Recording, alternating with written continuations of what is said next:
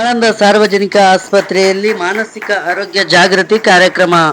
ಮಾನಸಿಕ ಆರೋಗ್ಯ ದಿನಾಚರಣೆಯ ನಿಮಿತ್ತ ಸರ್ಕಾರಿ ಸಾರ್ವಜನಿಕ ಆಸ್ಪತ್ರೆಯಲ್ಲಿ ಆಯೋಜಿತವಾದ ಜಾಗೃತಿ ಮತ್ತು ಕಾನೂನು ಅರಿವು ನೆರವು ಕಾರ್ಯಕ್ರಮದಲ್ಲಿ ಪ್ರಧಾನ ಸಿವಿಲ್ ನ್ಯಾಯಾಧೀಶೆ ಕುಮಾರಿ ಸುಮನ್ ಚಿತ್ತರಿಯವರು ಮಾನಸಿಕ ಒತ್ತಡದಿಂದ ಬಳಲುವವರು ತಕ್ಷಣ ವೈದ್ಯರ ಸಲಹೆ ಪಡೆಯಬೇಕೆಂದು ಸಲಹೆ ನೀಡಿದರು. ಒತ್ತಡವನ್ನು ಕಡೆಗಣಿಸಿದರೆ ಜೀವನದ ಮೇಲೆ ಗಂಭೀರ ಪರಿಣಾಮ ಬೀರಬಹುದು ಎಂದು ಎಚ್ಚರಿಸಿದರು.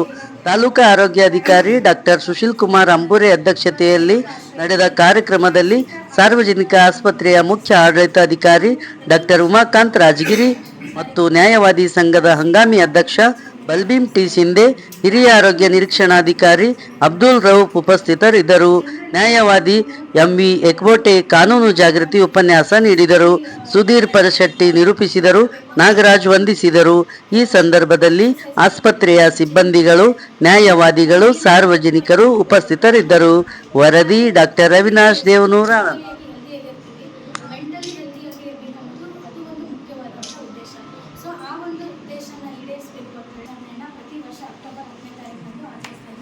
ಯಾಕಂದರೆ ಜನರಲ್ಲಿ ಅರಿವು ಮೂಡಿಸಬೇಕು, ಈ ಮಾನಸಿಕ ಆರೋಗ್ಯದ ಬಗ್ಗೆ ಹೆಚ್ಚಿನ ಅರಿವು ಮೂಡಿಸಬೇಕು ಮತ್ತು ಜನರಲ್ಲಿ ಇರ್ತಕ್ಕಂಥ ಗೊಂದಲಗಳನ್ನು ದೂರ ಮಾಡಬೇಕು.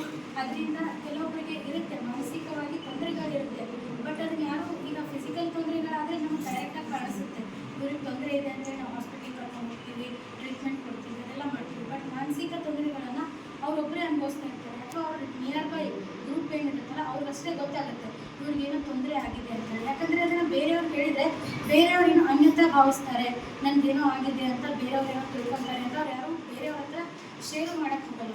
ಸೊ ಆ ಥರ ಇದ್ದಾಗ ಅದರಿಂದ ಒಂದೇನು ಈ ಒಂದು ಭಯ ಇದೆಯಾ ಜನರಲ್ಲಿ, ಅದನ್ನು ದೂರ ಮಾಡಬೇಕು ಅಥವಾ ಅದನ್ನು ತಡೆಗಟ್ಟಬೇಕು ಅನ್ನೋ ಒಂದು ಉದ್ದೇಶದಿಂದ ಸವಿಸ್ತರವಾಗಿ ಇಲ್ಲಿ ಇವತ್ತು ನಮ್ಮ ಸಂಪನ್ಮೂಲ ವ್ಯಕ್ತಿಗಳು ಬಂದಿದ್ದಾರೆ, ಅವ್ರು ಮಾತಾಡ್ತಾರೆ ಸವಿಸ್ತರವಾಗಿ, ಮತ್ತು ಡಾಕ್ಟರ್ಸ್ ಇದ್ದಾರೆ.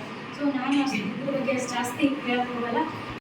ಇದರದಾಗ ನಮಗೆ ಸುಖ ನೆಮ್ಮದಿ ಅದ ಅಂತ ಅವ್ರು ತಿಳಿಕತ್ತಾರೆ, ನಾವು ಏನದ ಅವ್ರು ಎದ್ದಿದ್ದೇನೆ ಹಾಕಿದ್ರು. ಅದಕ್ಕೆ ಈ ವೇದಿ ಮುಖಾಂತರ ಹೇಳೋದೇನಂದ್ರೆ ನಮ್ಗೆ ಎಷ್ಟು ಸಾಧ್ಯ ಅದ ಅಷ್ಟೇ, ನಮ್ಗೆ ಏನು ಎತ್ತದ ಅದೇ ಎತ್ತಬೇಕು. ಎತ್ತಲಾರ್ದಂಥ ವಸ್ತು ಎತ್ತಿರೋದ ಏನೋ ಒಂದು ದೇಣೆ ಮಾಡಿ